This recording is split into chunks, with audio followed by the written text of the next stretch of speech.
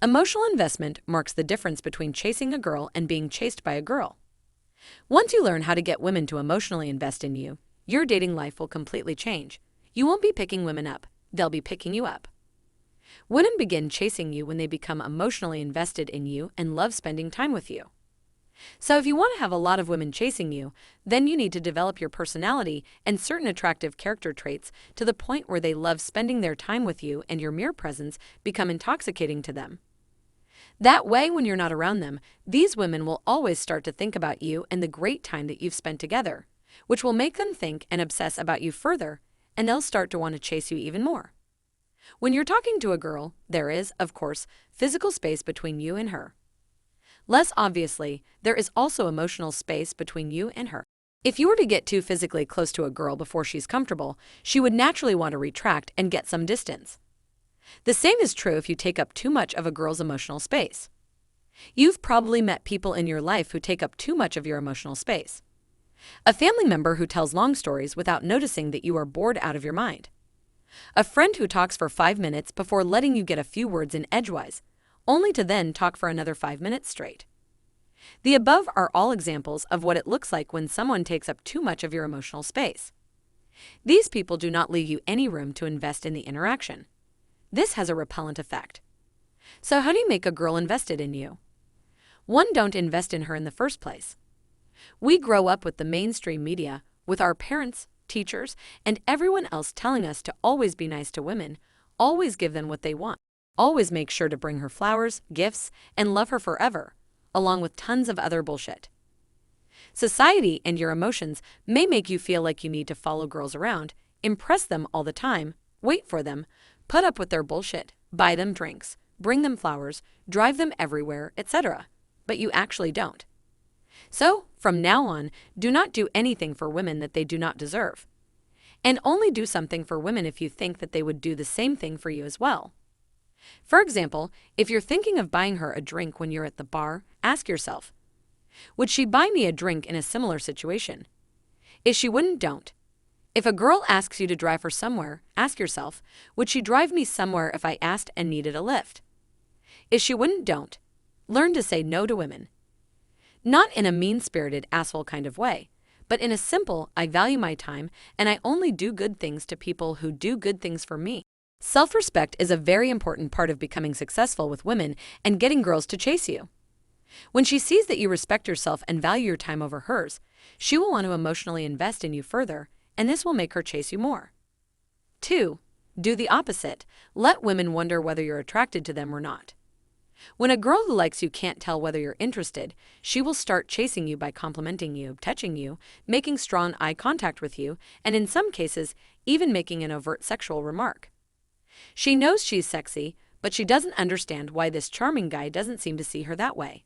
Understand, the most exciting part of seduction is the chase. This is why pickup is almost exclusively taught to men. As a man, if you want to get laid, you have to approach women and take the lead. Sex doesn't get thrown at you wherever you go. Because of this, the thought of getting laid is exciting. Women, on the other hand, get sex constantly shoved in their faces.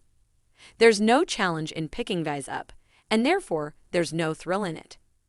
Fortunately, you can flip this dynamic on its head by being the one guy that doesn't make himself completely sexually available. Once you do this, the idea of sleeping with you becomes exciting. There's now a reason to chase you. This strategy is only effective once a girl has decided you have sexual value. If you walk up to a girl and immediately start implying that you're not interested in her, it's unlikely she will care. This isn't about creating attraction so much as it is about increasing investment once attraction is already there. 3. Do not be a yes man. Attraction makes sex a possibility. Emotional investment makes it practically inevitable. The most powerful way to show a girl that you may or may not be sexually interested in her isn't through some technique or gimmick, it's through having strong boundaries.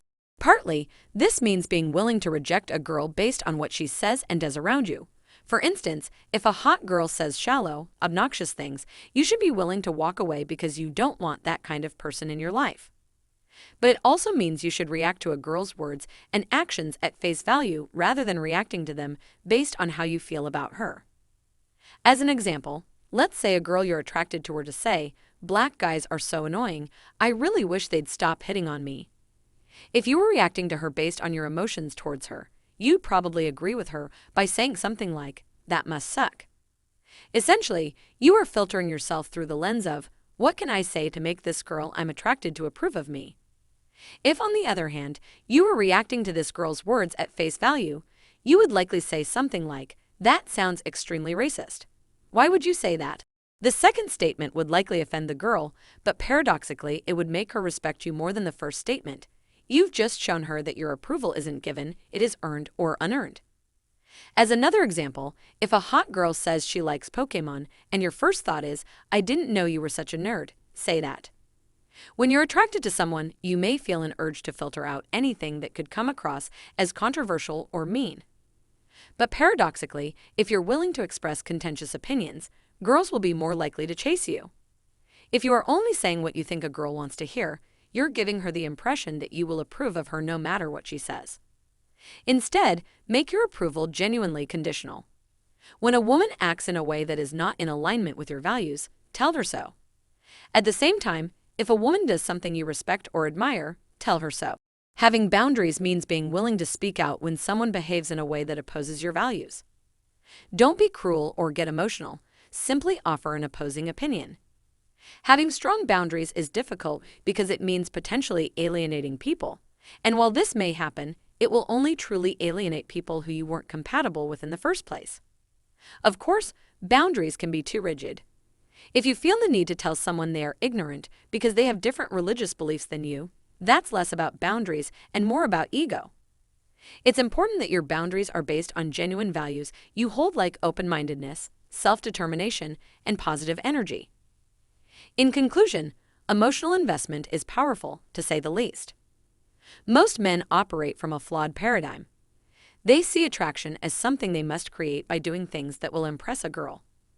Sadly, the harder you try to impress someone, the needier you will seem. Adopt a different paradigm. Understand that women want a challenge. They want a guy who doesn't make himself overly available. The moment a girl seems to be enjoying your company, let her start investing in the interaction. Give her the opportunity to fill in any conversational gaps, allow her to do half, if not more, of the talking. Then deepen her investment by making it clear that you have strong boundaries. Be willing to disagree with her. Let her know that you're willing to walk away. Once you've established this dynamic, she will no longer see herself as the prize that you're trying to win. She will see you as the prize that she's trying to win.